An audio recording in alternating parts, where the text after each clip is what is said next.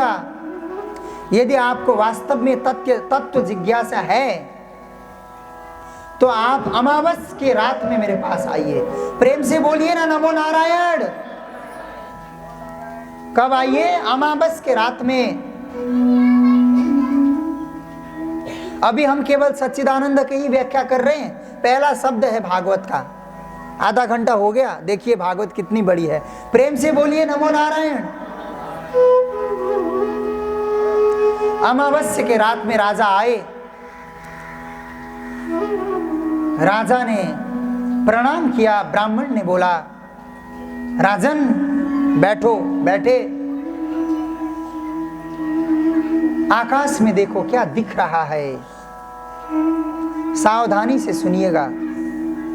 राजा ने कहा, गुरुदेव तारे दिख रहे हैं और बादल दिख रहे हैं। ब्राह्मण ने पूछा, और क्या? राजा ने कहा, आकाश दिख रहा है। ब्राह्मण ने पूछा, और क्या? राजा ने कहा, कुछ धूमकेतुएं दिख रही हैं। ब्राह्मण ने कहा, और क्या? गुरुजी, और तो आकाश ही दिख रहा है। दुखी हो गया राजा। ठीक है, जाओ, कल आना। राजा को कुछ समझ में नहीं आया। गए। कल रात को पुनः आए। कल शुक्ल पक्ष की प्रथम तिथि थी। प्रेम से बोलिए ना नमो नारायण। ब्राह्मण ने पूछा, क्या दिख रहा है? राजा ने कहा, तारे, आसमान, बादल। और राजा ने कहा, गुरुजी छोटा सा, अत्यंत छोटा सा चंद्रमा दिख रही है। कल पुनः आओ। कल पुनः पूछा, सब कुछ वही दिख रहा है, चंद्रमा थोड़ा बड़ा हो गया। कल पुनः आओ, चंद्रमा थोड़ा थोड़ा और बड़ा हुआ। कल पुनः आओ, चंद्रमा थोड़ा और बड़ा हुआ। करते करते करते करते 15 दिन बीत गए। पूर्णिमा की रात आई। ब्राह्मण ने पूछा, क्या दिख रहा है? राजा ने बोला, गुरुदेव इतना बड़ा सा तो चांद दिख रहा है। ब्राह्मण ने कहा, शाबाश बेटा, कल आना। अब कृष्ण पक्ष की प्रथम तिथि आए। क्या दिख रहा है? गुरुजी सब कुछ वही, चंद्रमा थोड़ो सो छोटो हो गए हो। ठीक है बेटा, कल आना। करते करते करते करते 14 दिन बीत गया। कृष्ण पक्ष की चतुर्दशी तिथि। क्या दिख रहा है? गुरुजी सब कुछ वही, चंद्रमा बस इतनु सु रह गयो, छिपने ही वालों है। बेटा कल आना। अमावस्या की रात्रि। क्या दिख रहा है? गुरुजी सब कुछ वही। क्या नहीं दिख रहा है? गुरुजी चंद्रमा। ठीक है बेटा, बैठो। बैठे। अब बताओ आसमान में क्या क्या है? जो दिख रहा है वो नहीं, अब बताओ क्या क्या है? गुरुजी आसमान में आसमान है, तारे हैं, बादल भी हैं, धूमकेतु भी हैं। गुरुजी ने पूछा, और? राजा ने कहा, गुरुजी है तो चंद्रमा भी। प्रेम से बोलिए ना नमो नारायण। हो गई बेटा, समझ गया राजा, तू समझ गया, हो गई तुझे तत्व की जिज्ञासा की पूर्ति, तुझे तत्व ज्ञान मिल गया, जा। राजा रोने लगा, गुरुजी मत भेजो। गुरुजी बोले, हो तो गई। नहीं गुरुजी, बताओ अर्थ क्या था?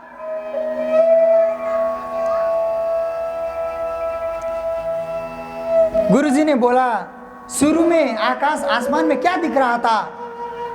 सब कुछ दिख रहा था, चंद्रमा नहीं दिख रहा था। अंत में सब कुछ दिख रहा था, चंद्रमा नहीं दिख रहा था, परंतु पता था कि चंद्रमा है।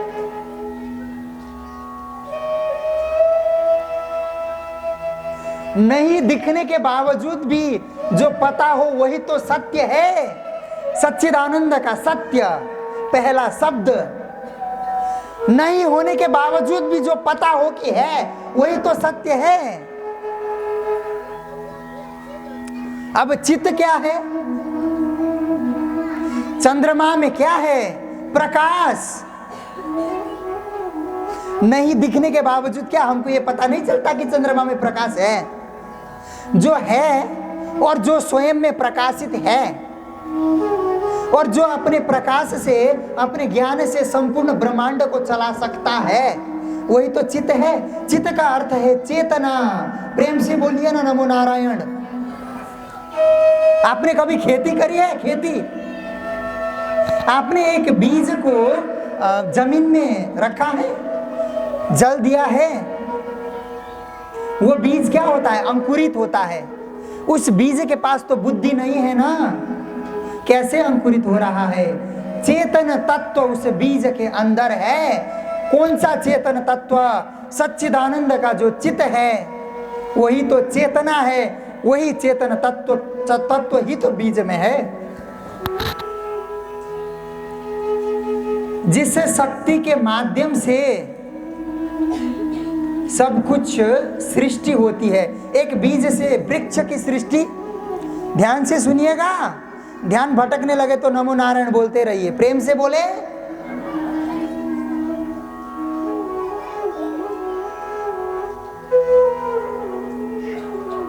जंगल में वृक्ष अपने आप ही बढ़ता है। आपने कोई लता पता लगाया होगा, आपने इसकुस लगाई होगी, तो वो ऊपर की ओर ही जाता है। उसके पास बुद्धि कहां से आया? वही तो चेतन तत्व है। उसी चेतन को ही सत्य और चित्त कहा गया। अब आनंद, आनंद क्या है महाराज? भूख लगी थी, भोजन किया, बोले आनंदित हो गए? बोले हाँ। 5 घंटे बाद पूछना आनंदित हो? बोले भूख के मारे मर रहे हैं। प्रेम से बोलिए ना नमो नारायण। वो आनंद स्थिर वास्तविक आनंद है क्या? नहीं। फिर वास्तविक आनंद क्या है? जिस आनंद को प्राप्त करने के बाद पुनः दुख की कभी अनुभूति ही ना हो, उस आनंद ही वास्तविक आनंद कहलाता है। प्रेम से बोलिए नमो नारायण। और ये वास्तविक आनंद कौन है? सच्ची सच्ची बोलना, जब आप ठाकुर जी का श्रृंगार करते हो तो आंखों से अश्रु आती है कि नहीं? और जब आप मुकुट पहनाते हो तो ठाकुर जी मुकुट गिरा देते हैं तो आनंद आता है कि नहीं?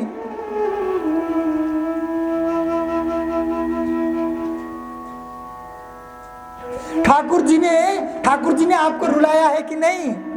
परंतु पीड़ा दे करके नहीं, आनंद दे करके। कभी ठाकुर जी की सेवा करते करते अनायास आपके आंखों से, आपके अश्रु से धारा बह चली ना, वही तो आनंद है। प्रेम से बोलिए ना सच्चिदानंद भगवान की जय। नमो नारायण।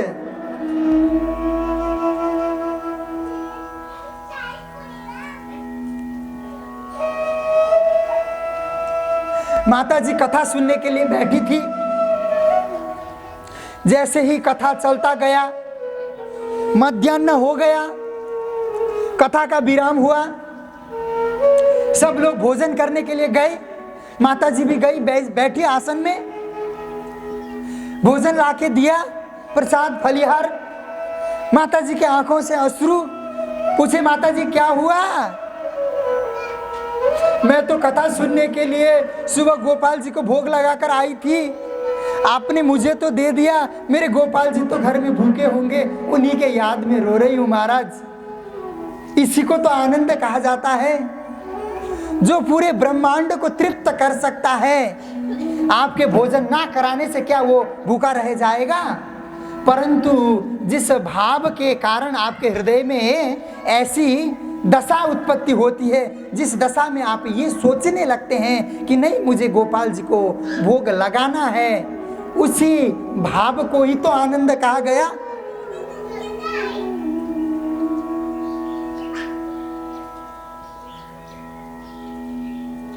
सच्चिदानंद रूपाय, और ये तीनों रूप जिसमें विद्यमान हो। हमको रुमाल दे दीजिए अगर हम रो पड़े तो, प्रेम से बोलिए ना, नमो नारायण। जोर से बोले, भूख लगी है क्या? नमो नारायण। विश्वोत्पत्त्यादि हेतवे,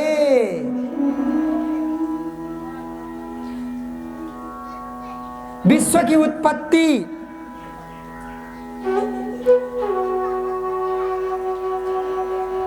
और जो जन्म लेता है वो,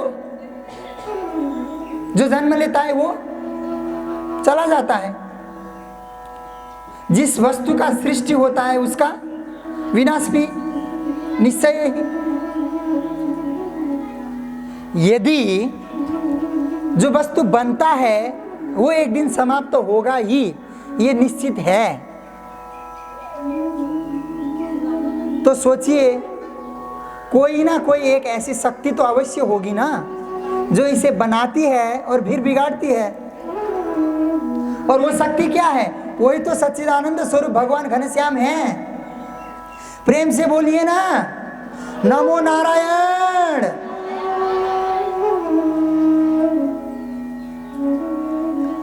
तापत